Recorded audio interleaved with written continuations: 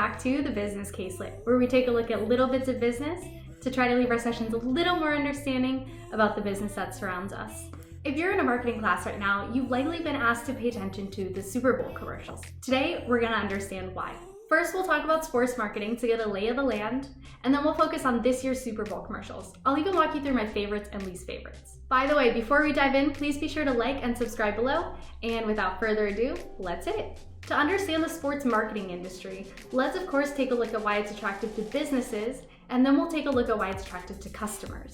Sports marketing is super attractive for companies because frankly, consumers are passionate for their sports teams, their favorite players, and well, the brands that those teams and players value and represent. High-performing players and teams lure customers in with both their attractiveness and their credibility. In terms of attraction, fans love the thrill and prestige a player or a team of a certain level holds, especially in America where we consider chief athletes godlike, like Tom Brady. And it doesn't hurt that he's cute too. In terms of credibility, a high-performing team is obviously skilled and admirable to those who value the sport and want to excel like those players.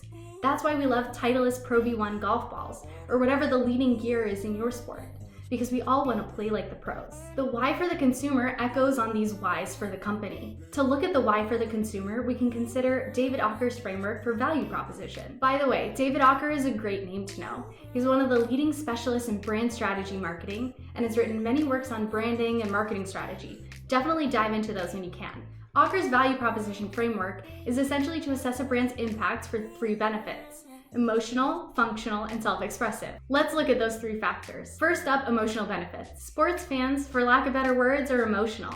If you ask a handful of people why they root for a specific team, you'll likely hear a story of an older relative having rooted for those teams, or about joint trips or rituals around them. For this reason, they have an emotional connection to their sports teams. If that doesn't convince you, I can share this personal example with my own sweatshirt. Of course, as you can tell, I'm a New England fan. And I got this sweatshirt when my dad took me to my first ever Patriots game. Of course, I was half my size, and I'm not exactly sure why it still fits.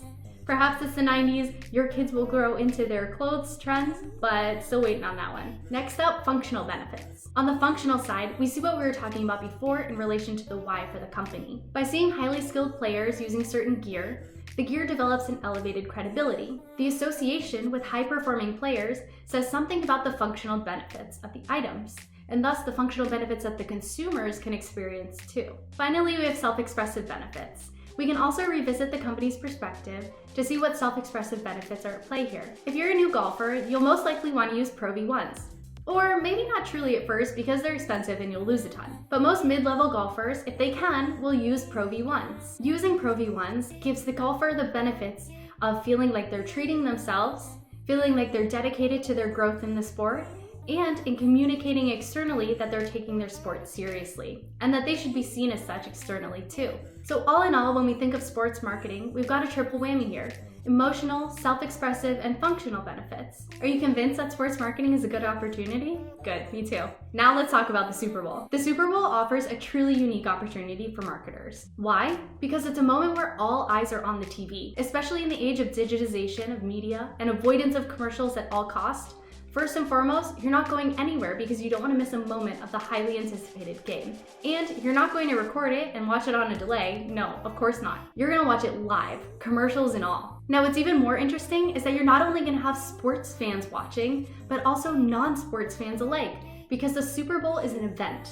It's a truly American moment, from the food to the music to the on-field action and, of course, the commercials. That's right, the commercials have become a celebrated moment. There's a huge hype around them, and they're the talk of the town for a period afterwards. If you hit it big with Super Bowl marketing, you're set up to create real value. Of course, that means there's a lot of pressure to get the marketing message right. Marketers should think, what do you want the customers to experience? What message should they walk away with? Should they be educated, entertained? What about both? Well, let's understand the answers to some of those questions with the moment you've all been waiting for.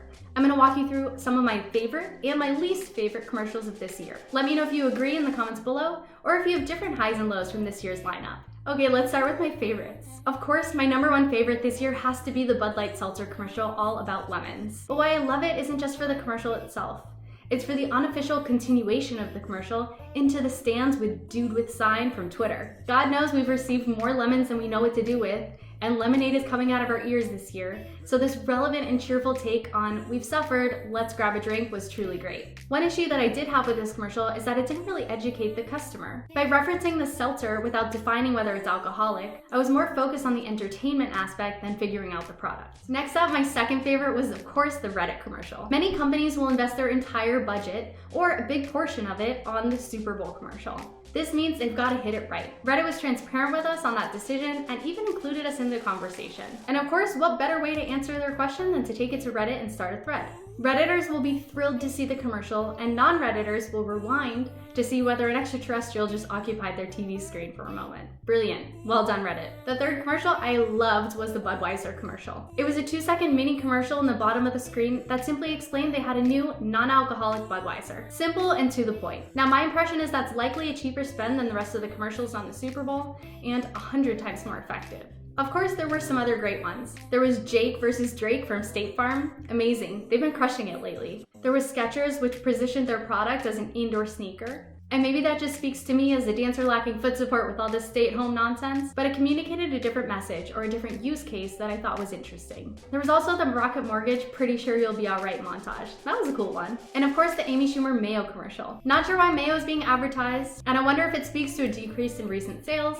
Don't know, not a mayo fan, but I was entertained. I also really loved the Snoop versus Bad Bunny Corona commercial. Although I'm not 100% sure why they were talking on a shell phone or why Bad Bunny and Snoop Dogg were on the same playa, but I'm a fan. Okay, unfortunately, I also had some least favorites this year. My least favorite was the GM commercial featuring Will Ferrell and Kenan Thompson. The commercial was confusing to follow and it just felt random. What's worse is that I knew a car was being marketed somehow, but even to create this video, I had to look up which dealer was actually behind it. I guess that's indicative of it having missed the mark on generating top-of-mind brand awareness. Unfortunately, Paramount Plus missed the mark for me too. It took about the second or third montage for me to understand what was going on and to recognize some of the characters and shows that were being communicated. Honestly, it was not until I saw Young Sheldon that I engaged, which perhaps is my vantage point and happened earlier for viewers of other shows, but it feels like a large spend to maybe resonate in the final countdown. Okay, I hope you enjoyed this little deep dive into sports marketing and the Super Bowl commercials. If you'd like to learn more about sports marketing, let me know in the comments below. As always, have a good one, and I'll see you in the next one.